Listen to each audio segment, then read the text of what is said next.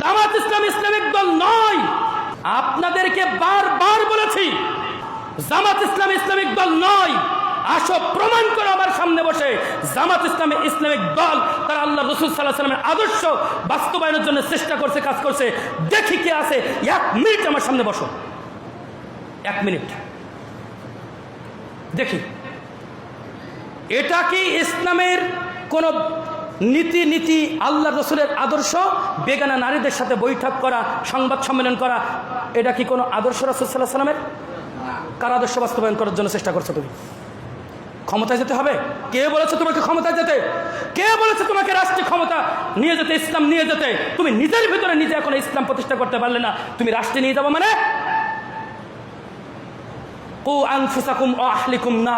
আল্লাহ বলছেন তুমি আগে বাঁচো, তুমি আগে বাঁচো, তুমি বাঁচলে না, তুমি মানুষদের বাঁচাবো মানে?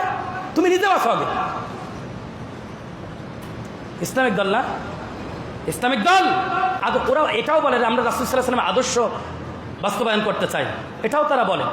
তো রাসূল সাল্লাল্লাহু আলাইহি ওয়াসাল্লামের আদর্শ তাদের ভিতরে কিছু আছে?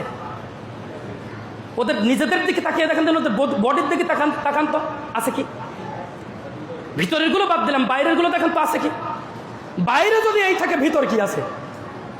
বাইরে যদি এই থাকে ভিতর কি আছে?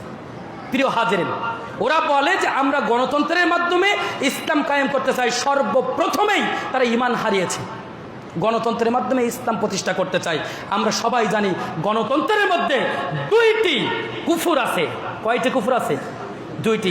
এক, জনগণ সমস্ত ক্ষমতার মালিক। ও নাউজুবিল্লাহ বলতে মন চাচ্ছে না? গণতন্ত্রের মূল ধারায় কি লেখা আছে? জনগণ সমস্ত ক্ষমতার মালিক। সমস্ত ক্ষমতার মালিক কে?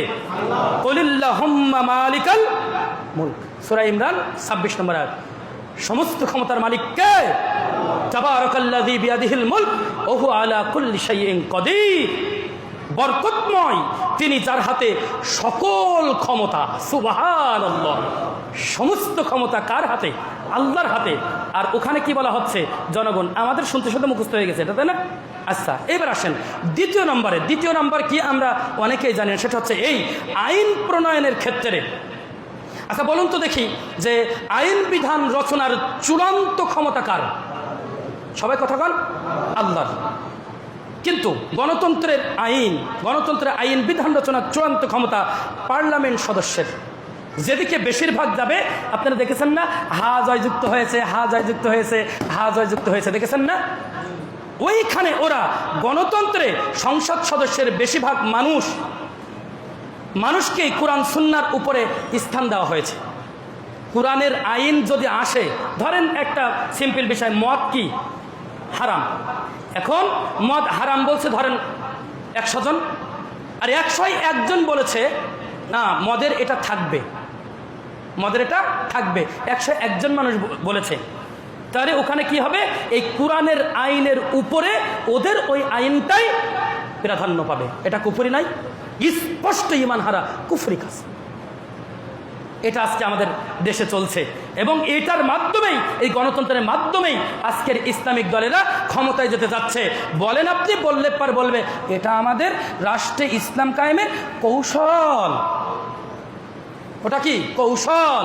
আওয়ামী লীগ করলে, বিএনপি করলে হয় কি কাফের, মুনাফিক, বেঈমান, আর আমরা করলে হয় কৌশল।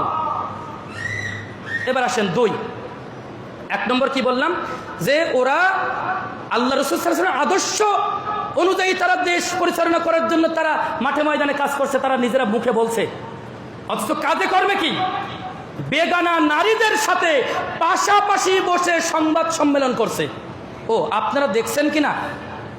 বেগানা নারীদের সাথে পাশাপাশি বসে সংবাদ সম্মেলন করছে, বৈঠক করছে। আরে দেখলাম বিদেশি থেকে একটা মহিলা আসছে, ও শার্ট কোট পরা, ওর সাথে সালাম দিচ্ছে ওই ইহুদি মহিলাকে। কি করছে?